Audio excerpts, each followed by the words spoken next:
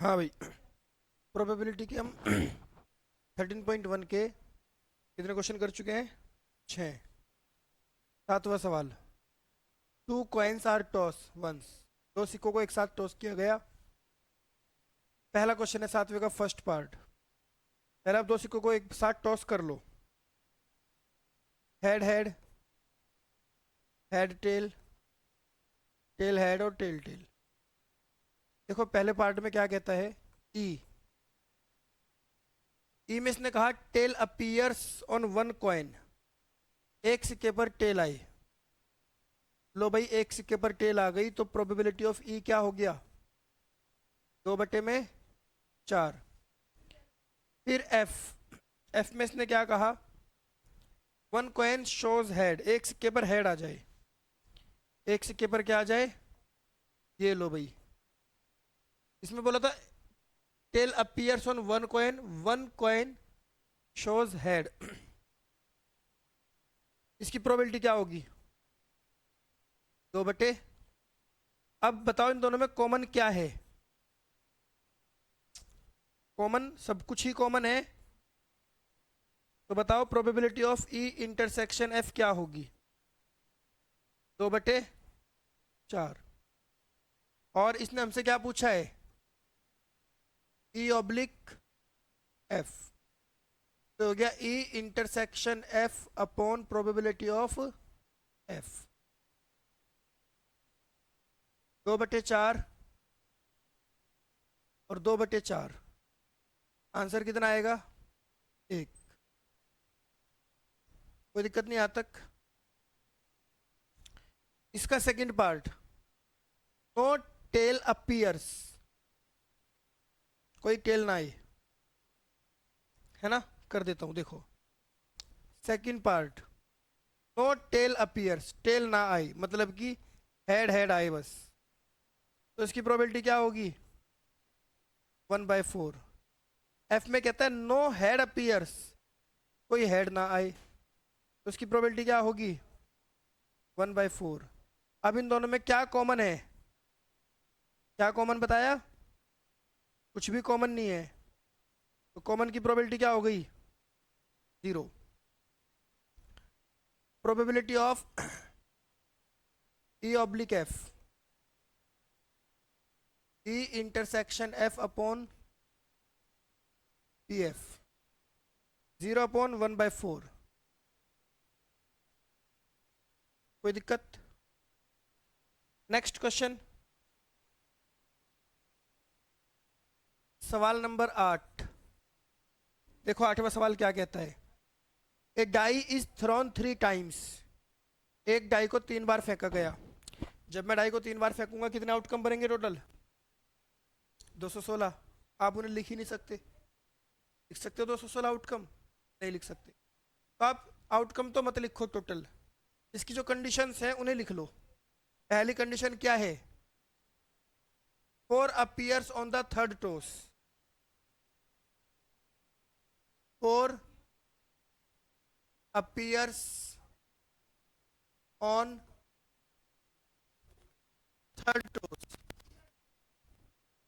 तीसरे टोस पर 4 आए। तो शुरू के दो पर कुछ भी आ सकता है। 114, 124, 134, 144, 154, 164, है ना? फिर 214, मतलब एक तरीके से ये समझ में आ रहा है कि जो मूवमेंट होगा वो किस पर होगा? शुरू के दो डाई पर होगा। और शुरू के दो डाई जब मूव करेंगे तो कितने आउटकम बनेंगे? 36 आउटकम बनेंगे। कितने बनेंगे? 36। तो ई की प्रोबेबिलिटी क्या हो जाएगी? 36/में 216। अब एफ, एफ क्या है? 6 and 5 appears respectively on first 2 toss. 6 और 5, पहले दो टॉस पर 6 और 5। पहले दो टॉस पर 6 और 5 1। 651, 652, 653, 654, 655 और 656, इसकी प्रोबेबिलिटी क्या होगी? 6/216। अब बताओ इन दोनों में क्या कॉमन दिख रहा है? कॉमन मुझे ये दिख रहा है, पहले दो टॉस पर 6 5 और तीसरे पर 4, क्योंकि ऊपर 36 के 36 केसेस में लास्ट में 4 आ रहा है, तो सिर्फ यही कॉमन दिखाई दे रहा है, 6 5 4। Probability of E intersection F 1/216। अब जरूरत किसकी है? ई ऑब्लिक एफ, इसकी जरूरत है। तो ये क्या हो जाएगा? ई intersection F upon P F 1/216 और 6/216, आंसर आएगा 1/6। ठीक है। सवाल नंबर 9। ठीक है, देखो 9th क्वेश्चन क्या कहता है? Mother father son line up at random, माता पिता बेटा एक लाइन में खड़े हैं फैमिली पिक्चर के लिए। चलो पहले इन्हें खड़ा कर लेते हैं। देखो, मदर फादर सन, मदर को फिक्स करो, सन फादर। इस बार फादर को लाओ पहली पोजीशन पर, ये लो। इस बार सन को ले आओ। कोई दिक्कत तो नहीं यहाँ तक? कितने केस बन गए? 6 केस बन गए। अब इसने कहा ई सन ऑन वन एंड, बेटा किसी एक किनारे पर खड़ा है, सन ऑन वन एंड, ये है वो केस, ये भी है, ये भी है और ये भी है। अब इसने थोड़ी कहा कि लेफ्ट एंड पर है या राइट एंड पर है, इसने तो बोला किसी एक एंड पर खड़ा है।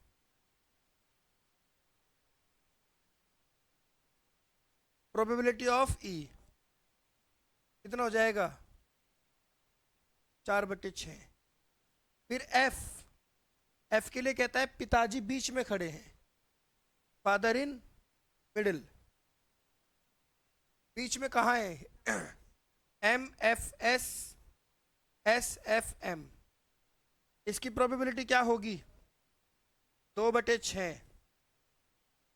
फिर दोनों में कॉमन, कॉमन क्या है दोनों में? क्या बताया? M F S S F M, इसकी प्रोबेबिलिटी क्या होगी? कितनी? 2/6।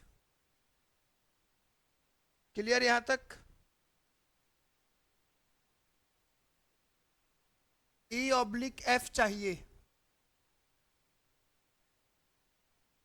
Probability of E intersection F upon probability of F. E intersection F क्या है? 2/6, और एफ की प्रोबेबिलिटी भी 2/, तो आंसर क्या आएगा? 1। ये तो बहुत आसान सा सवाल था, कोई दिक्कत तो नहीं यहाँ तक? इसके बाद सवाल नंबर 10, ये कौन सा था? 9 था। 10वां सवाल पढ़कर देखिए। A black and a red dice are roll, 2 dice roll किए गए, एक ब्लैक कलर का है और एक रेड कलर का है। मतलब जो पहले है वो ब्लैक और जो बाद में है वो रेड। कितने केस बनेंगे भाई? 36। क्या मुझे सारे लिखने की जरूरत है? नहीं, इतने तो आप समझदार हो ना। लास्ट केस क्या आएगा? 6 आएगा। कहता है 2 क्वेश्चन है इसमें, पहले ए पार्ट करते हैं, लिख लो यहां A. Find the conditional probability. अभी तक 9 सवाल हो गए, उन 9 सवाल में हमें ये पता था कि क्या फाइंड करना है। ई ऑब्लिक एफ बोल रहा था, सब में बोल रहा था ना, ई ऑब्लिक एफ। अब इसने ऐसा कहना बंद कर दिया, अब तो कहता है सवाल को खुद पहचानो कि कंडीशनल प्रोबेबिलिटी में कौन प्रेजेंट है और कौन पास्ट है ना। ई ऑब्लिक एफ निकालना है, एफ ऑब्लिक ई निकालना है, और जरूरी नहीं कि नाम ई एफ ही रखूंगा, ए बी भी रख सकता हूं। चलो, find the conditional probability. Conditional probability find करनी है ऑब्टेनिंग ए सम ग्रेटर देन 9, सम 9 से बड़ा। तो पहले एक कंडीशन इसे मान लेते हैं, सम 9 से बड़ा। पहली condition, sum greater than no 9। कौन कौन होगा? 4 6, बोलो 5 5, 5 6, 6 4, 6 5 और 6 6। तो प्रोबेबिलिटी ऑफ ई 6/36 हो गया नहीं हो गया? एफ, एफ में क्या कहता है? गिवन डेट, देखो लिखा है गिवन, तो ये पास्ट हो गया, याद रखना।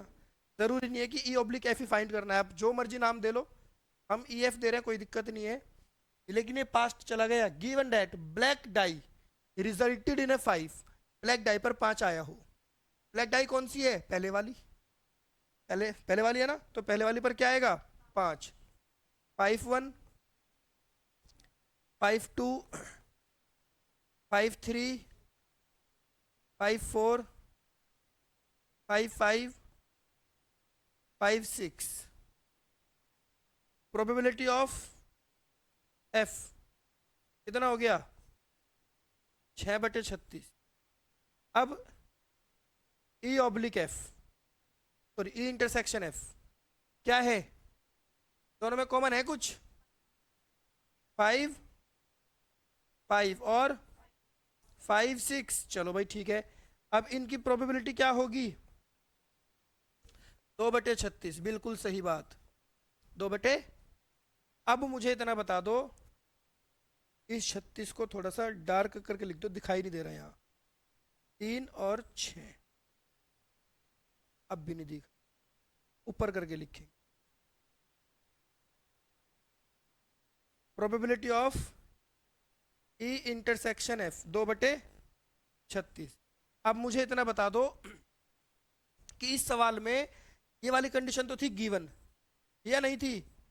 और इसकी प्रोबेबिलिटी मुझे फाइंड करनी थी। सवाल को देख लो चाहो तो, इसने कहा था find the conditional probability, conditional probability find करो, फिर कहा गिवन डेट, तो वो गिवन हो गई, तो इसका मतलब गिवन है तो कहाँ जाएगी?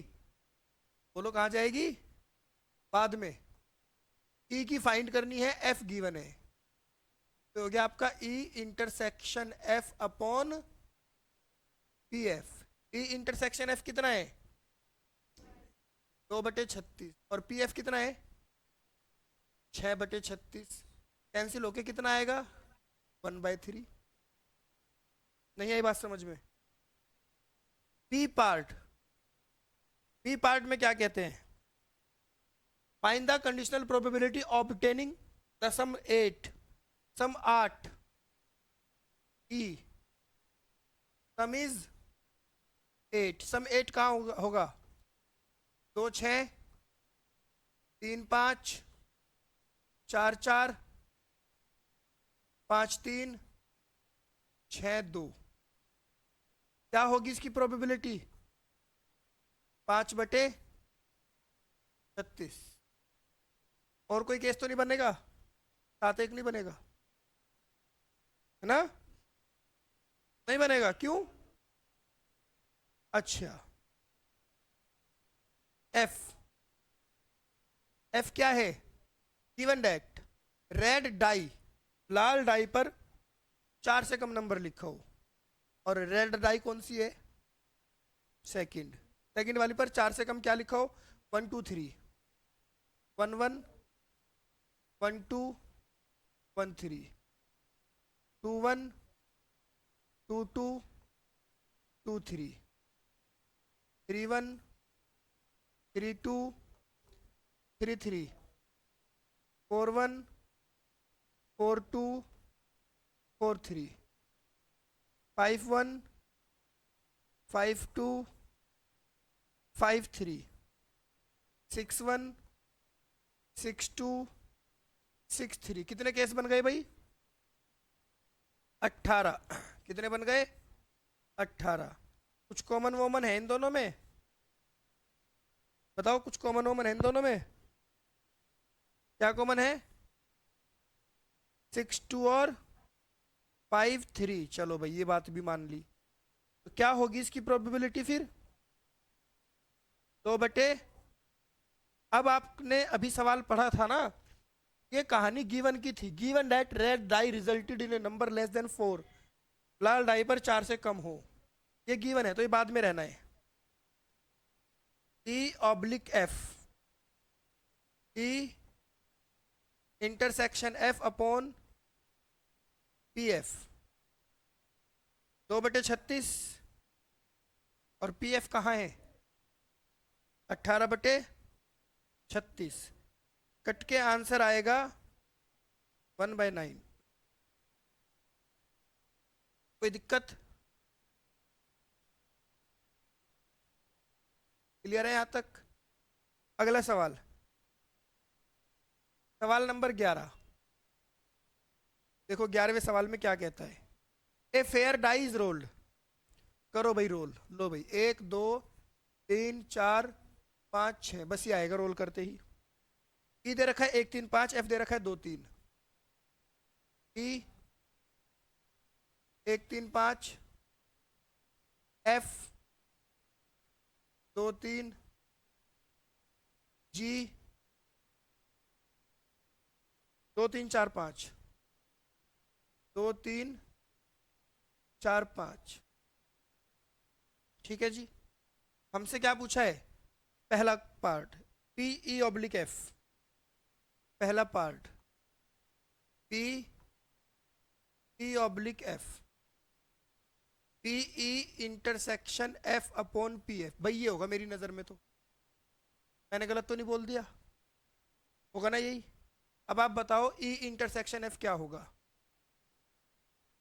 ई इंटरसेक्शन एफ क्या बता रहे हो, बस 3 होगा, और इसकी प्रोबेबिलिटी क्या होगी बताओ, अरे भैया 1/6 होगी, 3 बार है ये, एक ही तो बार है। और पी एफ की प्रोबेबिलिटी क्या होगी, 2/6, रख दो यहाँ पर, 1/6 बटे में 2/6, 6 से 6 गया, आंसर 1/2 आया। इसी का ही सेकंड पार्ट एफ ऑब्लिक ई चाहिए, क्या चाहिए, F oblique E, probability of E intersection F upon P E, P E की प्रोबेबिलिटी क्या होगी, ये बताई 3/6, और इसकी प्रोबेबिलिटी मैंने निकाल रखी है, ऊपर लिखी है 1/6, और बटे में, और यहाँ पर बिल्कुल सही बोला, कोई दिक्कत तो नहीं यहाँ तक। अब इसका जो सेकंड पार्ट है ई ऑब्लिक जी, जी ऑब्लिक ई आप खुद करोगे, इसका जो थर्ड पार्ट है वो मैं कराता हूँ। थर्ड पार्ट में भी 2 क्वेश्चन है, E union F oblique G, E union F oblique, यही है ना, कैसे बनेगा ये, ऐसे बनेगा, ई यूनियन एफ के साथ जी का इंटरसेक्शन चलेगा और डिवाइडेड बाय जी, ऐसे ही तो चलेगा ये भाई, जहां ऑब्लिक लगा होता है वहां क्या लग जाता है, इंटरसेक्शन। अब आप बताओ, पहले तो ई यूनियन एफ क्या है, ई यूनियन एफ, ई और एफ क्या है, 1 2 3 5। अब बताओ ई यूनियन एफ इंटरसेक्शन जी क्या है, जी के साथ 2 3 5। अब बताओ ए यूनियन एफ इंटरसेक्शन जी की प्रोबेबिलिटी क्या होगी, 1 2 3, 3/6। भाई मैं गलत तो नहीं कर रहा हूं। अब इसके बाद बताओ जी की प्रोबेबिलिटी क्या होगी, 4/6, लो भाई रख दो यहाँ 3/6, और बटे में 6 से 6 गया, आंसर 3/4 आया। क्लियर है? फिर क्या पूछता है इसी में ही, E E intersection F oblique G, E intersection F oblique G, तो ये बनेगा P E intersection F intersection G upon P G. E में, एफ में, जी में जो भी कॉमन है उसे निकाल लाओ। कर दोगे इसको या नहीं कर सकते? छोड़ दूं? छोड़ दिया। सवाल नंबर 12 क्या कहता है? Assume that each born child is equally likely to be a boy और गर्ल। यह माना गया है कि हर एक जन्म लेने वाला बच्चा बराबर बराबर प्रोबेबिलिटी के साथ लड़का भी हो सकता है और लड़की भी हो सकती है। If a family has two children, अगर एक परिवार में दो बच्चे हो, कैसे? पहले लड़का बाद में भी लड़का, पहले लड़का बाद में लड़की, पहले लड़की बाद में लड़का, पहले लड़की बाद में भी लड़की। जिस बच्चे का जन्म पहले हुआ है वो बड़ा होता है और जिसका जन्म बाद में हुआ है वो छोटा होता है। इसने कहा if a family has two children what is the conditional probability, जो पूछ रहा है what is the conditional probability both are girls, ये पूछ रहा है। बोथ आर गर्ल्स, दो केस है इसके अंदर भी। What is the probability both are girls, इसको ई मान लो। क्या मान लो इसको? ई। बोथ आर गर्ल्स, दोनों लड़कियां हैं। तो दोनों लड़कियां कब? ये लो। तो इसकी प्रोबेबिलिटी क्या होगी? 1/4, बिल्कुल सही। फिर इसके बाद गिवन दैट, अब दो केस है, मैं पहला केस कर रहा हूं। The youngest is girl, F. F का मतलब यंगेस्ट इज गर्ल। यंगेस्ट का मतलब क्या होता है? यंगेस्ट का मतलब होता है छोटी, जिसका जन्म बाद में हुआ है। यहां पर भी छोटी लड़की है और यहां पर भी छोटी लड़की है, तो इसकी प्रोबेबिलिटी क्या होगी? 2/4। इन दोनों में कॉमन क्या है? क्या है इन दोनों में? जी जी। तो इसकी प्रोबेबिलिटी क्या हो जाएगी? 1/4। गलत तो नहीं बोल रहा हूं? ये कंडीशन गिवन थी, ये कंडीशन गिवन थी।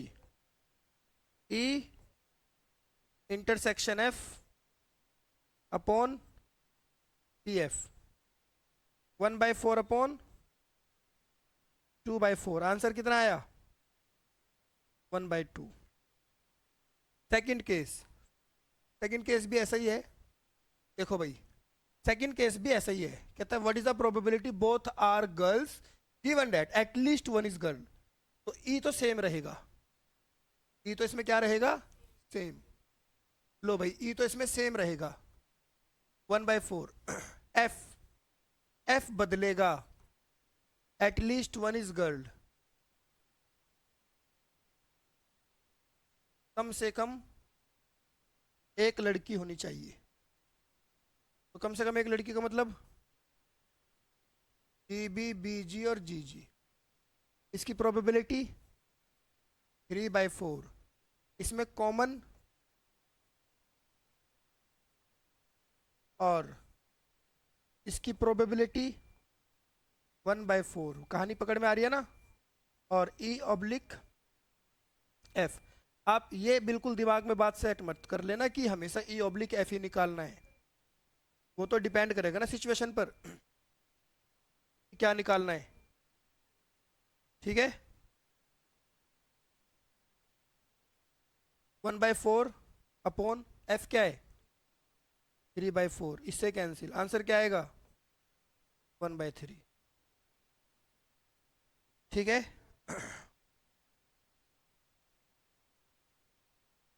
क्वेश्चन नंबर 13, 13वां सवाल। N instructor has a question bank, एक इंस्ट्रक्टर के पास एक क्वेश्चन बैंक है कंसिस्टिंग ऑफ 300 ट्रू फॉल्स। उसमें 300 ट्रू फॉल्स क्वेश्चन है, 300 इजी ट्रू फॉल्स, इजी, ध्यान से देखना भी दिखाता हूं, और डिफिकल्ट ट्रू फॉल्स। देखो, इजी ट्रू फॉल्स 300 है, 200 है डिफिकल्ट ट्रू फॉल्स, 200 है, और 500 है इजी एमसीक्यू, इजी, और 400 है डिफिकल्ट MCQ,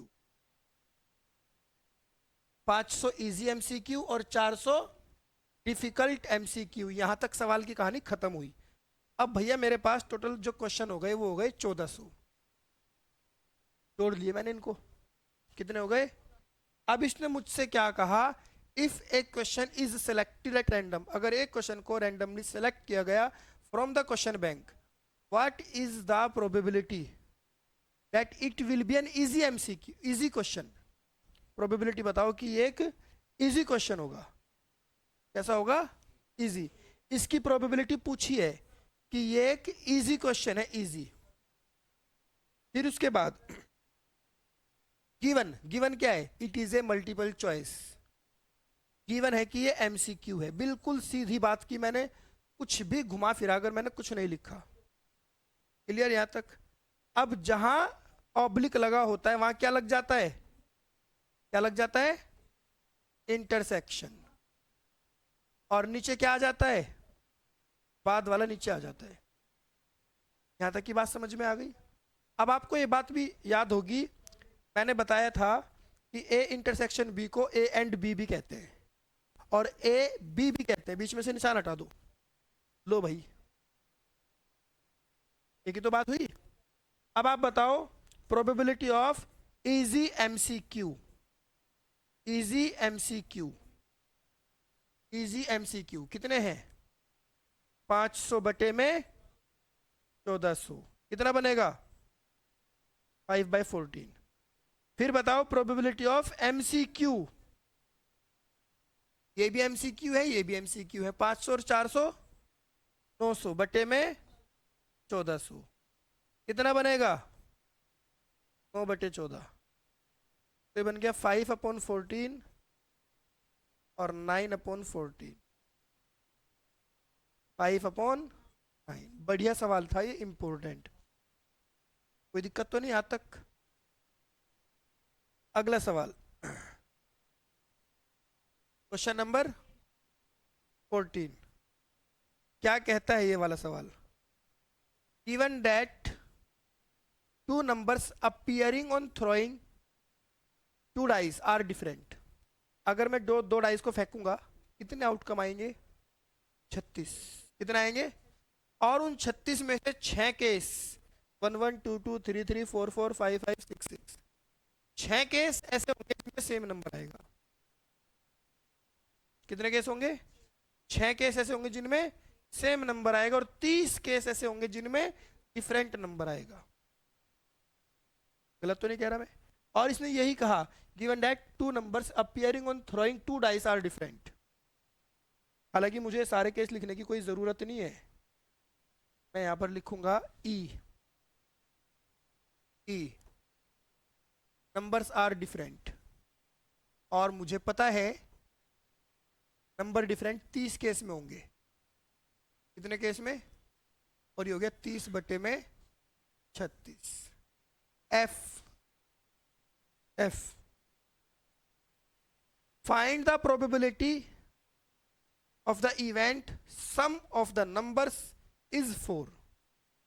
नंबर्स का सम क्या है? 4 है। सम इज 4।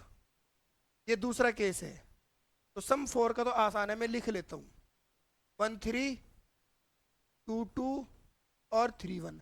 अब आप ये मत कहना कि जी 2 2 क्यों लिया, उसने तो कहा था अलग अलग नंबर होने चाहिए। मैं बोलूंगा वो ई में कहा था, एफ में तो सम 4 बोला है, एफ में तो सम। और जब हम 2 2 को रिमूव करेंगे वो दोनों के कॉमन पोर्शन में जाएगा। देखो कैसे, एफ की प्रोबेबिलिटी क्या है? 3/36। अब बताओ ई में और एफ में क्या कॉमन है? 1 3 और 3 1। Probability of E intersection F 2/। अब पता लगाओ ई पास्ट है या एफ पास्ट है। Find the probability, probability find करनी है सम 4 की। तो ई पास्ट है, इस बार एफ की प्रोबेबिलिटी फाइंड करनी है। इस बार एफ की प्रोबेबिलिटी फाइंड करनी है। कर लो भाई, ई intersection F upon P E. 2/36 ये रहा और 30/36 ये रहा। कितना बचेगा? 1/15। आ गई बात समझ में? नहीं आई? सवाल number 15। Consider the experiment of throwing a die. एक डाई को फेंका जा रहा है। If a multiple of 3 comes up, अगर 3 का मल्टीपल आता है तो डाई को दोबारा फेंको। अगर 3 का मल्टीपल आता है तो डाई को दोबारा फेंको। If any other number comes, कोई और नंबर आता है तो सिक्के को टॉस करो। अगर 3 का मल्टीपल आता है डाई को दोबारा फेंको। 3 का मल्टीपल कौन कौन सा होता है? और जब डाई दोबारा फेंकेंगे तो डाई पर क्या आ सकता है? 3 के साथ भाई 6 तक कुछ भी आ सकता है। अगर 3 का मल्टीपल आया डाई को दोबारा फेंको। ये लो। और यहाँ पर भी 3 का ही मल्टीपल है। गलत तो नहीं कर रहा हूं मैं? और 3 का मल्टीपल ना हो तो सिक्के को टॉस करो। अब आप बताओ कौन 3 का मल्टीपल नहीं होता? 1 भी नहीं होता, 2 भी नहीं होता, 4 भी नहीं होता। और सिक्के को टॉस करोगे तो इसके साथ क्या आ सकता है? हेड आ सकता है या टेल आ सकता है? इसके साथ हेड आ सकता है या टेल आ सकता है? हेड आ सकता है या टेल आ सकता है? हेड आ सकता है या टेल आ सकता है? कितने केस बन गए? 20। कितने केस बन गए? 20। Find the conditional probability of the event the coin shows a tail. टिक्का टेल शो करेगा। 1T 2T 4T 5T। क्या हो गई इसकी प्रोबेबिलिटी? 4/20। एफ क्या है? Given that at least one die shows 3। कम से कम एक डाई पर 3 शो हो। 3-1 3-2 3-3 3-4 3-5 3-6 6-3। इसकी क्या प्रोबेबिलिटी हो गई? 7/20। ये गिवन है, ये बाद में लगेगा। अब देखो दोनों में क्या कॉमन है, ध्यान से देखना और बताना क्या कॉमन है दोनों में। ई में और एफ में क्या कॉमन है? भाई मुझे तो कुछ कॉमन नजर नहीं आया, आपको आया हो तो बता दो। प्रोबेबिलिटी क्या हो गई? 0। तो E/F, एफ पास्ट था। एफ क्या था? पास्ट। तो ये बन गया आपका 0/7/20। आंसर कितना आएगा? 0। कोई दिक्कत? Question number 16।